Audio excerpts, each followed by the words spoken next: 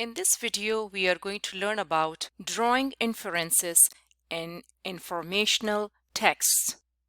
Let's talk about community service jobs.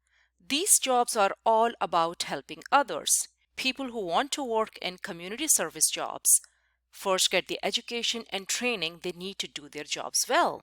Let's now read a passage and make an inference based on it. One such job requires workers to wear a uniform. That's a clue. Put on a hard helmet. That's another clue.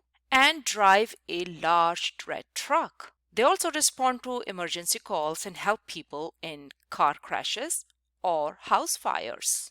Can you infer what type of job these workers do?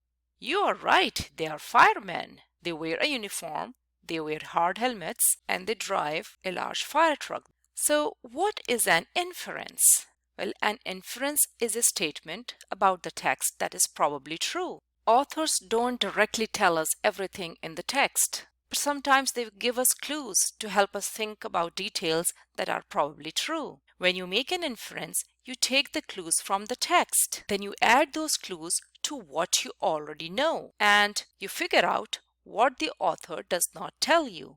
That's drawing an inference from the text. We can use a graphic organizer to record clues from the text and inferences that we make based on them. So let's practice drawing an inference from a passage. Stop the video to read the passage carefully. Finished reading? Great! Now let's think about the question at the top. Which country also borders with these oceans? So we want to figure out the name of the country that also borders with these three oceans. The passage does not tell you the name of the country, so let's infer. First, let's look for a clue.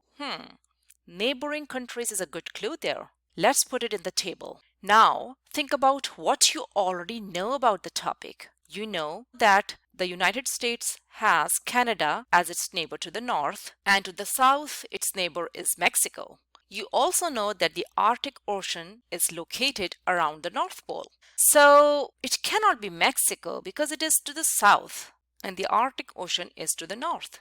So we infer that it's Canada that also borders with these three oceans. Let's recap what we learned in this video. We learned that to make an inference, we look at the clues in the text and combine them with what we already know to come up with an inference. Great job!